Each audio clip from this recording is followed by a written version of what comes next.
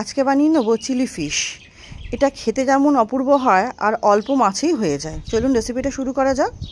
নমস্কার বন্ধুরা, ঘরোয়া রান্না বাই চৈতালিতে সবাইকে স্বাগত জানাই। সবাই কেমন আছেন? আশা করছি ভালো আছেন, আমিও ভালো আছি। চিলি ফিশের জন্য 3 পিস কাতলা মাছ নুন হলুদ মাখিয়ে নিয়েছি। 3টে পেঁয়াজ ডুমো করে কেটে খোলাগুলো ছাড়িয়ে নিয়েছি, আর একটা ক্যাপসিকাম ডুমো করে কেটে নিয়েছি। এদিকে আমি 4-5টা রসুন থেতো করে নিচ্ছি। মাছের মধ্যে হাফ লেবু, রসুন আর গোলমরিচ মাখিয়ে মাছটা কিছুক্ষণের জন্য রেখে দেবো, কারণ মাছটাকে আমাকে সেদ্ধ করতে হবে, যাতে মাছটা খুব ভালো মতো মশলাতে কোঠালে কী হবে, মাছের আষ্টে গন্ধটা চলে যাবে সেদ্ধ করার পর। তারপর কড়াইতে জল দিয়ে তার মধ্যে একটু নুন দিয়ে মাছগুলো সেদ্ধ হতে বসিয়ে দেবো। 10 মিনিটের জন্য ঢাকা দিয়ে সেদ্ধ হতে দেবো। সেদ্ধ হওয়ার পর মাছটাকে একটু ঠান্ডা হতে দেবো। ঠান্ডা হলে মাছগুলো আমার যেরকম শেপে প্রয়োজন সেরকম শেপে মাছগুলো আমাকে পিস পিস করে কেটে নিতে হবে। নতুন বন্ধু যারা আমার ছোটো চ্যানেলে নতুন, ভিডিওটি প্রথম দেখছো, আমার রেসিপিগুলো যদি তোমাদের সামান্য হলেও ভালো লেগে থাকে, অনুরোধ করব চ্যানেলটি সাবস্ক্রাইব করে পাশে থাকবে।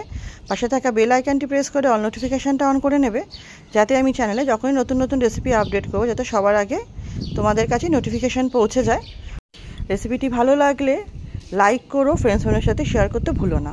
মাছগুলো ঠান্ডা হওয়ার পর পিস পিস করে কেটে নিয়ে তার মধ্যে আমি আদা রসুন বাটা, 3 চামচ পেঁয়াজ বাটা, গোলমরিচ, নুন, একটা ডিম দিয়েছি, আর দিয়ে দেবো বাইন্ডিংসের জন্য চালের গুঁড়ো দিয়েছি 2 চামচ, আর বেসন আমি প্রথমে 1 চামচ দিয়েছি।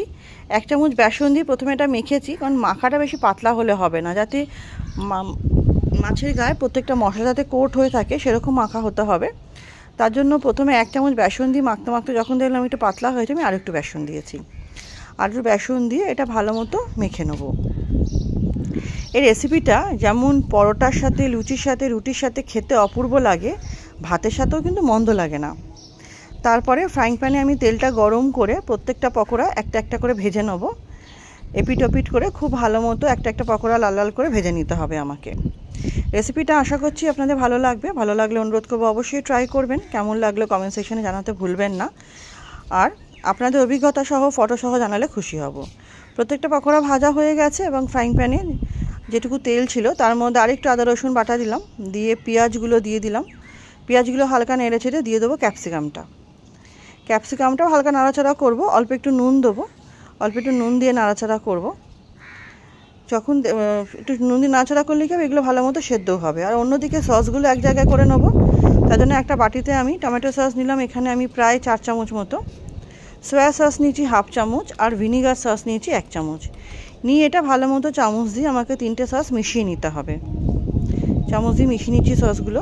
তারপর ওদিকে যখন দেখবো পেঁয়াজ আর ক্যাপসিকাম ভাজা হয়ে এসছে, আমি এর মধ্যে একটা টমেটো আমি বীজ ছাড়িয়ে রেখেছিলাম ডুমো ডুমো করে কেটে, সেটা আর কিছুটা কাঁচা লঙ্কা 5-6টা মতো।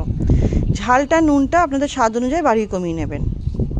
টমেটো কাঁচা লঙ্কা দিয়ে ভালো মতো নাড়িয়ে চাড়িয়ে সসটা দিয়ে দেবো। সসটা দিয়েও খুব ভালো মতো নাড়িয়ে চাড়িয়ে পকোড়াগুলো দিয়ে খুব ভালো মতো টস করবো। আর সসের বাটির মধ্যে যেটুকু সস লেগে আছে ওর সামান্য একটু জল দেবো। বেশি জল তো ঝোল ঝোল হয় না, এটা গ্রেভি গ্রেভি হয়। 3 মিনিট মতো ফোটালেই এটা আমার রেডি হয়ে যাবে, গরম গরম সার্ভ করার পালা। তাহলে চলুন রেসিপিটা আজকে আমি এখানেই শেষ করছি। একদিন আবার হাজির হব নতুন রেসিপির সাথে। সবাই খুব ভালো থাকবেন, সুস্থ থাকবেন, সাবধানে থাকবেন। কেমন লাগলো জানাতে ভুলবেন না।